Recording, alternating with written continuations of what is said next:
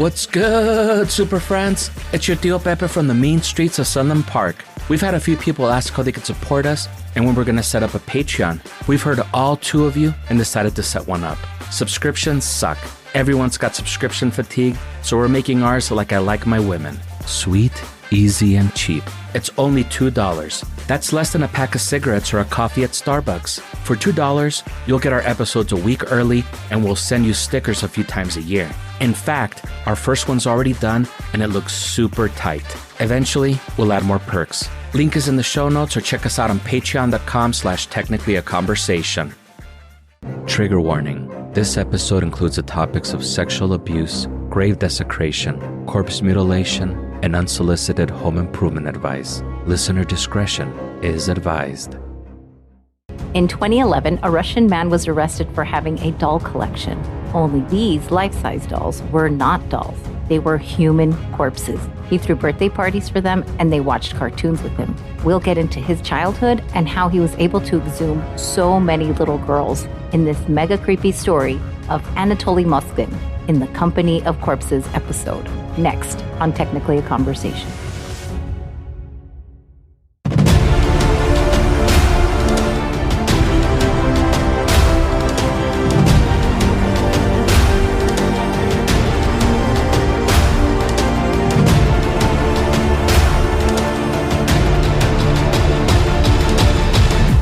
Greetings, super friends. Welcome to another episode of Technically a Conversation. Here, we like to share an interesting topic or story with each other, which we've recently learned, and hope you find it interesting too. I'm one half of your host, Cisela. Joining me as always is the lovely Jose.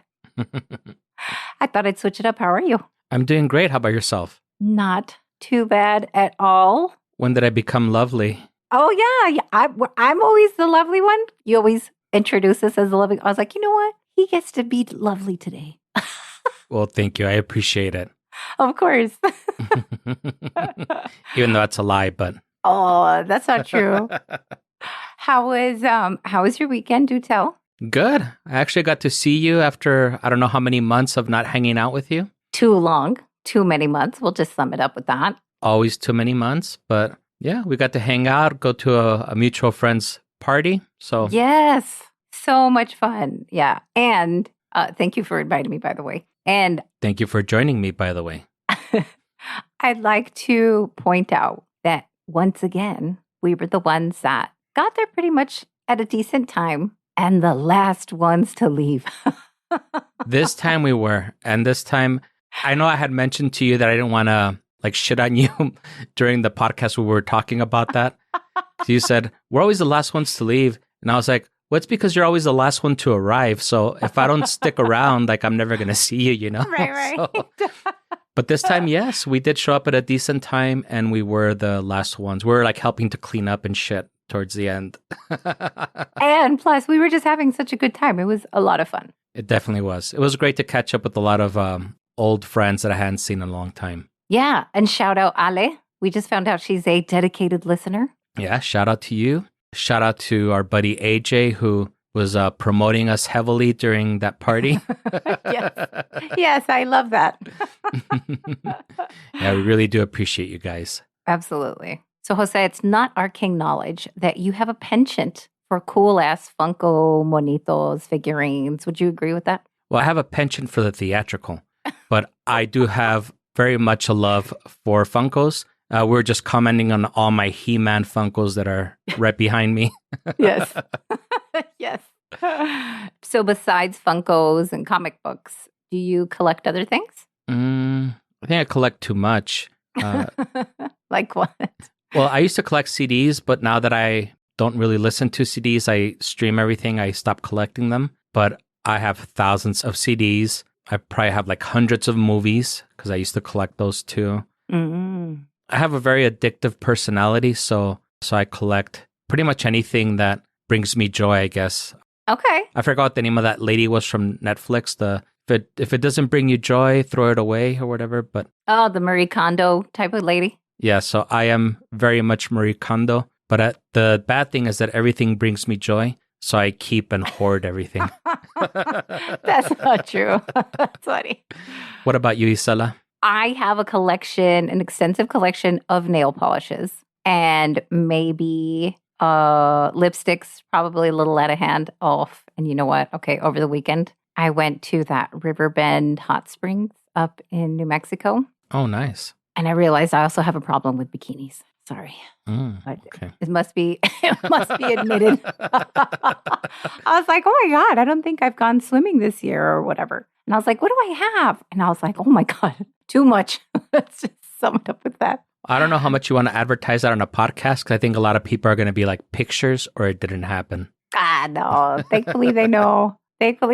Nobody wants none of this. It's okay. But growing up, my brother and I did have like a really small collection of those little green army men. I don't know if you remember those. I do. But for our entertainment anyway, I don't know what you would do with them. We would hold like a rubber band with our pinky against our palm and then kind of stretch it around the backside of our hand and then put the other end at our pointer finger, at the tip of our pointer finger, kind of like simulating a gun. And then we would try to see who had the better accuracy. You know, I don't know if that's how like like our Americanness is like, that's where the affinity for guns starts or something. The NRA starts us young. Yeah, for sure. I was a lot more destructive. So what I used to do is get those, I think they were called like black hats or something. They're like little fireworks. Yeah, I remember those. Those were loud ones. Yeah, and we would take them apart. So that way, instead of having one big thing that blew up like in 5 seconds, however long it took, we had like hundreds of those little things. They were like little dynamites. And yeah, we would like put them on the little monitos, the little green man, and then like light them on fire to make them blow up and stuff. Oh my God. It was a lot of fun. Good times. Good times, definitely. That is pretty destructive. I don't think my parents would buy me others, so we had to really cherish them. Well, with us, like the firecrackers, they were very easy for us to get because they would always sell them like on the streets in Juarez. I think for us, the love of destroying things was greater than the love of actually like preserving things. Right. So we're always looking for things to destroy. And we would like light those things on fire and throw them at each other while they were so lit. You guys are so mean. Did you guys also have those fights with like the Roman candles? Just aim it at each other? That we didn't do, thankfully, because I had a friend that actually, they used to do that and somebody got him in the face. So his face got all burned. Ay, pobrecito, that's awful. Yeah, it was really bad. That's awful. Oh, wow. He didn't have to have like surgery or anything, but that's good. He looked like Freddy Krueger for a few weeks. Yeah. A face only a mom could love. I get it. But it left minimal scarring. Hey, that's really great news. Yeah. Going back to collecting things, do you know anybody who would collect weird things? Not really, but I think the majority of my peers and friends are all nerds. So I think everything that we collect might be considered kind of weird. So I don't think Funkos are. Or comic books. That's like one of the most normal collections, I think. No, I mean, I never met anybody that would collect insects or like fucking like taxidermied animals or anything weird like that. No. That's good. What about you? Where are you getting at? Yeah. That's exactly where I'm going. So my sister in high school, she actually wanted to start collecting those porcelain masks. And as someone who shared a room with her, like I was not thrilled about that. Thankfully, the masks, she only got 2 of them and then that was it. I was like, no, this is not cool. And did you ever see them? Their faces were just kind of very stoic and like painted all strange. I don't know. I didn't like it. I don't know if I'm familiar with them. Are they like the drama ones? Yes, something like that. Right. So it was just the face and then they would be painted like very like elaborately. And then it was just like a mask. I don't know. I was not like digging it. That sounds really cool, actually. Yeah, unless you wake up and you're facing it, you're like, whoa, you know. It's a little startling sometimes. Well, that's how your conscience must be, Sela, for you to be scared of those. Yeah, I'm 9 years old. I can just imagine your conscience. Today, we're going to talk about Anatoly Moskvin. Have you heard of him? I have not, but his name is cool. It is super cool. It's very metal, I feel like. He is reportedly very smart. He's a Russian man, knows up to 13 languages, which is extremely impressive. He also has what you might call somewhat of a metal nickname, the Doll Maker. What?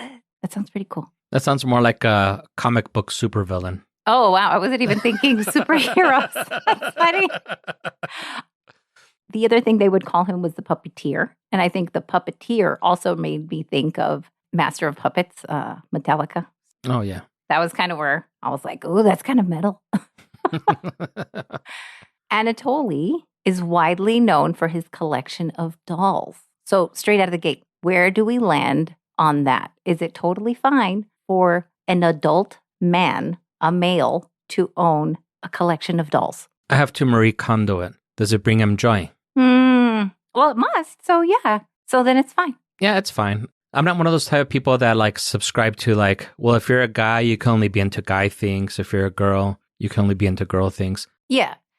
And I guess what I mean is more like a 45-year-old male, who has a collection of dolls. If I saw that on like a Tinder profile or something like that, I don't know which way the swiping is for the no, but that's where I would probably go. I just hate to say it. I'm just going to admit it right here, right now.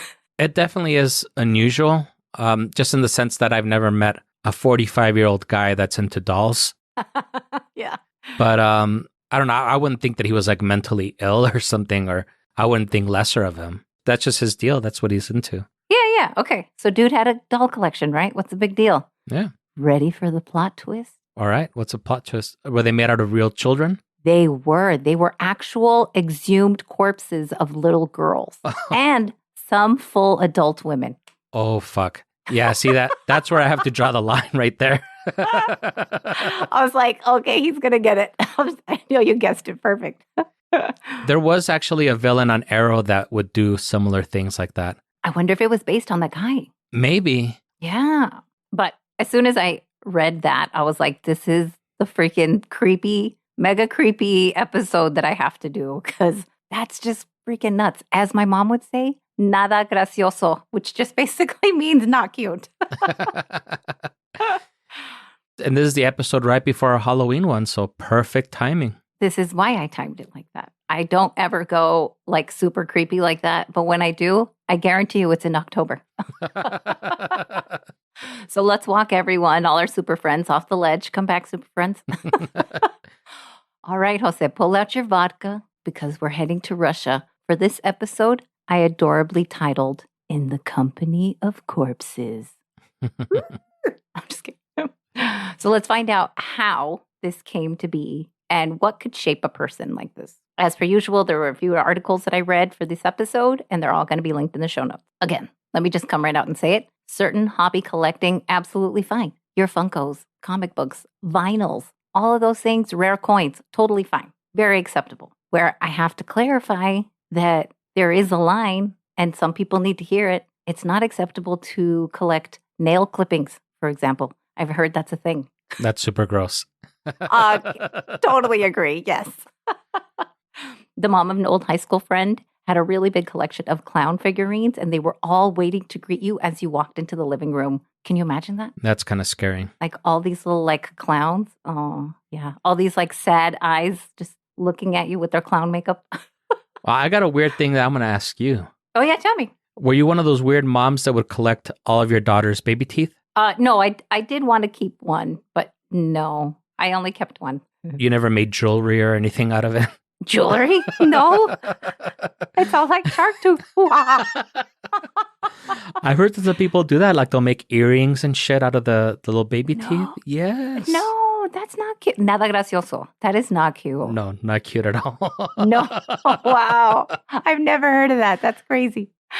Anatoly was born in 1966 in what was then the Soviet Union. He said that when he was in third grade, he was raped by an unknown man. None of the articles I read mentioned that he told his parents about this, which I have to admit is really sad if no one comforted him after such trauma. His parents said that he was a quiet kid, had no friends, kept to himself. Not sure if that was a result of the rape, but it could, I think. He loved to read and used his own money to buy books and learn new things, like languages. Moving along his life cycle, according to an article by Anatoly himself, there was a turning point early in his life that might have pushed him into the Darth Vader side of life. of course, the dark side.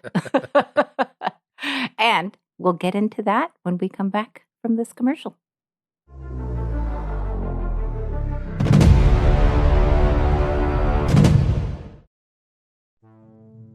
Hey there, spooky people.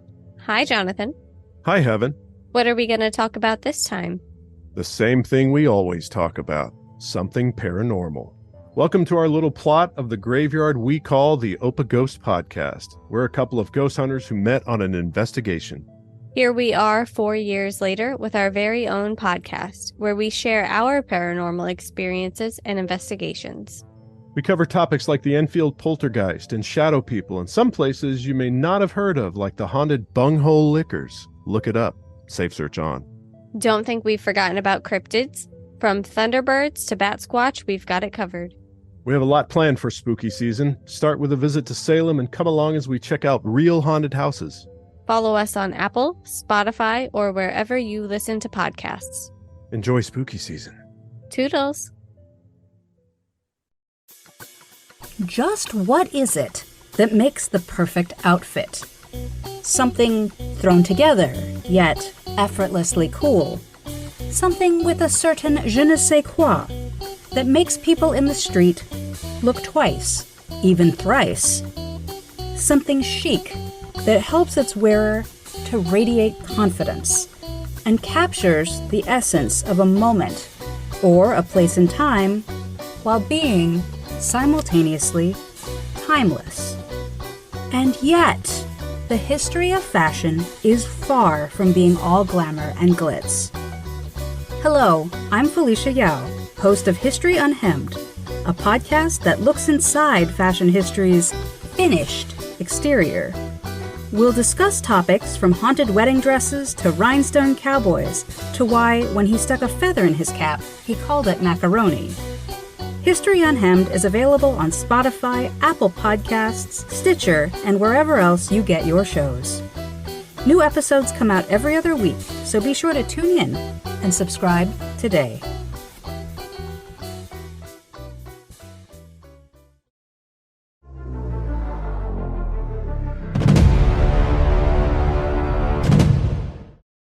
And we're back. We're back! See, now that really goes for our spooky episode. All the other times it's like, wait, isn't it Easter? Why are we doing it like that? I'm just kidding. I think the first couple of times I just did it as a joke or just to see what you or Elena would say.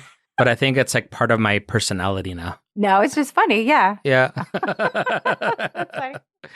Well, before the commercial break, we were about to get into how he might have turned to the dark side. Let's find out, shall we? We shall. Or let's shall. Let's shall.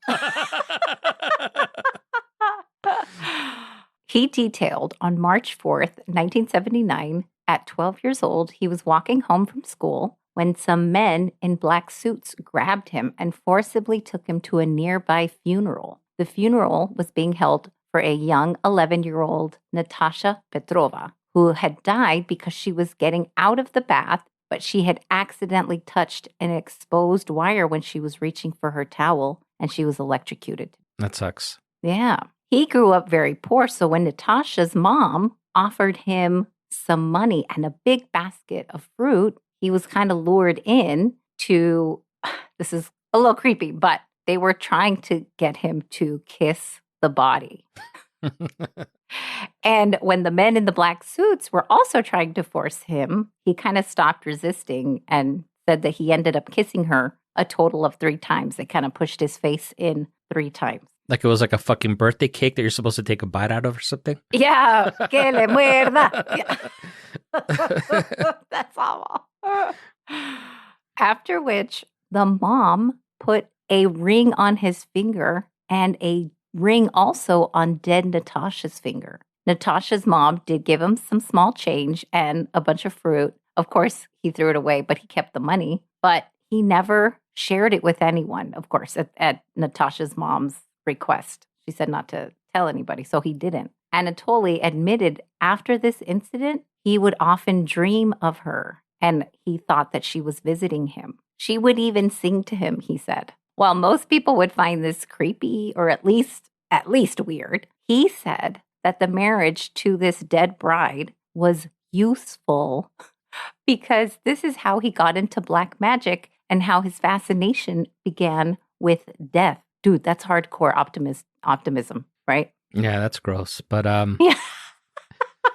but at least the bright side is that he got into black magic and death. So I can't believe it. Yeah, that's a bright side. Yeah. Yeah, no, I'm totally kidding. That's pretty fucked up. Right. Agreed. He did confide in his parents about her nightly visits to him in his dreams. So they did end up taking him to see someone because they thought this didn't sound right. And whoever they took him to said that they attributed these nightly visits, quote unquote, to his hormones and puberty. That sucks. Like he's trying to get help. He's reaching out for help and they're like, so dismissive. The dreams didn't stop though. And after a while, he did want them to stop. Natasha gave him instructions. Of course, this is all in his dreams on the black magic ritual that he had to perform. This is including obtaining a tooth from a classmate, which sounds pretty late to be losing teeth. I don't know, like 13 years old or whatever that. Just super weird. Yeah, that does seem kind of old. Yeah, but the weirder part is it worked. She did stop visiting him. Maybe she had a tooth fetish. Yeah, maybe she was the tooth fairy in real life. He went to Moscow University to study to be a linguist. After all, at this point, as I had mentioned before, he speaks 13 languages because he's still alive, I should say. This was when he joined the Society of Luciferians. I didn't even know that was a thing. Anyway, he joined the Society of Luciferians, which is clearly something to do with the occult, performing some rituals with dead animals, all the fun stuff, if you will. This is also when he took a vow of celibacy and sobriety. So no drinking, no smoking. In a university, what kind of college experience is that, Jose? I know, that's super lame. I know. I feel like he was a little cheated. Yeah, that's normally when you do the most experimenting, I feel. The most, yes. And then you get to blame it on, it's college. Yeah. For money, he tutored kids and surprisingly was really good at it. It makes sense because they were all his favorite subjects. It was history, languages, and literature. Fast forward to 2003, he began to date Yulia. Only they had an agreement to be in a relationship with no sex. She was very religious. Later in the year, Yulia really wanted a child, so they applied for adoption in 2003. They were denied because Anatoly's financial situation was not stable. Clearly, it was not enough to tutor, write some articles while living at home with his parents. I can kind of see why they would deny him too. Yeah, that makes sense. So were they married at this point or they were still just going out and they just wanted a kid? They were just dating and wanted a kid, yeah. Okay. All of that doesn't even make sense either, though. The whole relationship with no sex, I think you call that just friendship, right? Yeah. Anyway. But needless to say, the friendship, or relationship, I should say, with Yulia ended. She bounced when he couldn't get approved for a child, I guess. In mid-July 2005, he started a research project, which he hoped would eventually become into a book. The idea was to detail all the cemeteries along with any local history. For years, he walked cemetery after cemetery, documenting all that he saw. He would write all the information that he could on every single person's headstone. So birthdays, death dates, anything, little tidbits, like greatest volleyball player. Although I don't know if Russia has volleyball, but like that type of stuff, right? Anatoly said that he would walk up to 20 miles a day or 30 kilometers a day. That's a lot. That is, yeah. Because the bus schedule was so infrequent, Anatoly would sleep anywhere he could, on the grave sites, in coffins where they were waiting to be buried. That doesn't sound weird at all. This entire episode, there's nothing weird about it. He would be stopped, but then when he would show them what he was doing with all the written down information, he would often get a pass. And they were like, oh, okay, well, it's like legit research. And they would allow him to be late in the cemetery. Of course, like you said, normally that should be a red flag, but okay, fine. In total, From 2005 to 2007, he visited 752 cemeteries in 35 districts. Hueva. I know, dude. But again, it's not work if you love what you're doing, I guess. I don't know. I think I would have gotten burned out after like the second cemetery. Dude, for reals, it's all the same thing. Dead people died. It's tragedy. Yes, tuvo. I'm just kidding. After a 2011 Moscow airport bombing, some Muslim headstones were vandalized. By this time, people started connecting the vandalization with Anatoly because he was always in the cemeteries. And they thought, oh, this is probably when it's happening late at night. And who's there late at night all the time? Mr. Moskvin. So on November 2nd, 2011, the police raided his place looking for clues of these Muslim, desecration of the grave sites. But instead, they found dolls throughout the basement where he lived. Again, remember, he lived with his parents. They uncovered one by one, all coming out of the woodworks. And at first they thought, oh, okay, it's a little bit weird that this 45-year-old man would have a collection of dolls, but, whatever. But as the police inspected them closer and they looked beyond the waxy surface, that's when they realized that they were mummified corpses of little girls. Your face. Qué asco. ¿Verdad? Dude, exactly. In my script, I even have asco, which is a Spanish word for revolting people. Yeah. How gross. 29 dolls in total. Let's just be real. 29 corpses in total. And this, my dear friend, is why he kept going to all those cemeteries. That's what he was really doing. Neighbors did say that it smelled like his place smelled, but they did say that they thought it was just like, oh, it's just a dingy basement smell. What? You know that saying, if you see something, say something. And I'm speaking to all the neighbors that are listening. If you smell something, say something. Like that's really what the thing should be. Oh my God, how disgusting. Isn't it though? I know. I love this episode too. It sounds like him and, what was the name of that other fool? Carl Tasler or whatever? Tansler, yeah. They should hang out. They should be friends. The endless conversations they would have of mummification. We're such jerks. What about his parents? Like his parents never suspected anything? Yeah, I'm going to get into that. And no, they did not. Oh. The age range varies depending on the news article, but the one that I did see more often was 3 years old to 25 years old. Dude, that's so creepy. The dolls or corpses, I should really say, rattled inside when the police would pick them up. And that's because of the music boxes that Anatoly shoved in their rib cages. Oh, how cute. Oh. Super nasty. Like, it's just getting worse. And yeah, people, it's going to get better.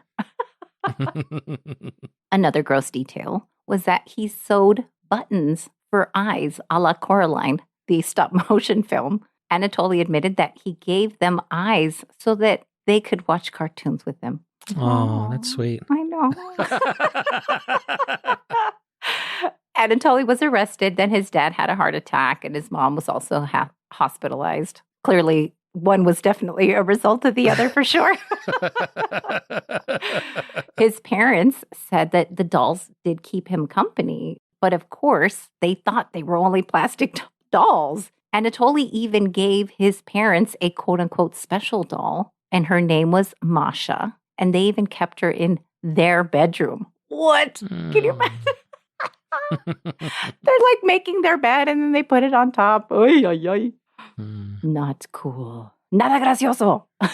The parents said that the collection of bodies happened very slowly. The mom recalled asking him even at one point saying, "Why are you talking to them? Are you a child?" Almost shaming him. In court, he was quoted having said to the parents of the bodies that he desecrated, "You abandoned your girls. I brought them home and warmed them up." What? Dude, that's huevos right there. That's cojones to tell them that.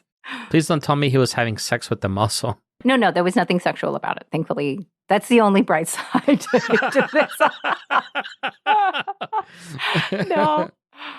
It's a good thing that Anatoly had morals, because... Unlike Carl Tansler. Yeah. Probably. Yeah. He admitted to investigators that he was waiting for science to discover a way for the girls to live again. Meanwhile, he had to just really stick to baking soda and salt to kind of keep them alive, so to speak. He also confessed that he dug them up because he was lonely and his dream was always to have children. Actually, he did specify that he always wanted a daughter. So I guess maybe that's why he only exhumed girls or females, because up to 25 years old. That's like a woman, obviously. Not because he was a pervert, thankfully. Right, exactly. No, these corpses legitimately kept him company, which is super weird. He knew their birthdays, so he would throw them their individual birthday parties. And we're talking birthday parties, cartoons. It really makes me think that he wanted a daughter at any cost, right? Would you agree with that? Sure, I guess. I think that's what it sounds like to me. He was like, by all means necessary, I'm going to have a daughter. I mean, obviously this should not have been, but yeah. Hold on. Do you hear that? Hold on. I think it's like a smoke alarm, huh? Yeah, it's like that. But it's actually my, it's actually the toilet of the tank in my toilet. Okay. Yeah, I know. It's very strange. Hold on. That's super strange. It's going to make the cut. Yeah, that's exactly what that was. Sorry. Okay, this is staying in the episode. No, it's not. It is. It is staying in the episode. You have an alarm for your toilet. Explain.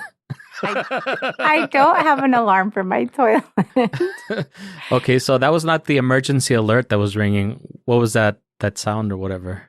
So inside the tank, there's, a little lever that goes up and down when you flush it. So if it's not totally like up or down or whatever, whichever way stops it, it starts to create this like high pitched noise. And that's what you hear. But it doesn't happen like consistent. It's like, oh, okay. I thought it was like, you know how sometimes people have those alarms, I guess, that they put under their water heaters or under their sinks. So if there's any type of leak, it rings an alarm. Like, I guess to let you know you have water damage or something. That's really smart. I didn't know about that. I thought there was something like that because it did kind of sound like an alarm. Yeah. So I was like, explain. Like, I've never heard that. No, there'd be, it's annoying as fuck. It woke me up. I remember one time, like at 2 a.m, dead ass asleep. And then it probably incorporated into my dream at one point. But then I was like, no, this is on the outside, like in the outside. And then I forced myself to wake up and I was like, where is that coming from? And sure enough, isn't that fucking unbelievable? The worst thing ever. That's funny. It is actually. Yeah. You can always just buy a new flapper. They're like $5 at Home Depot. Just turn off the water to your toilet. In the back? Yeah. Turn off the water to the toilet. Okay. Take the flapper with you because there's 2 sizes. I think it's like 2.5 or 3.5. Can you tell that I've recently done this? Yes. So it's hard to tell just by eyeballing it if it's a 2.5 or 3.5. So you just take the flapper with you, take it to Home Depot, and then just buy the same one. Put it back on there, put the chain back on, and you're all set.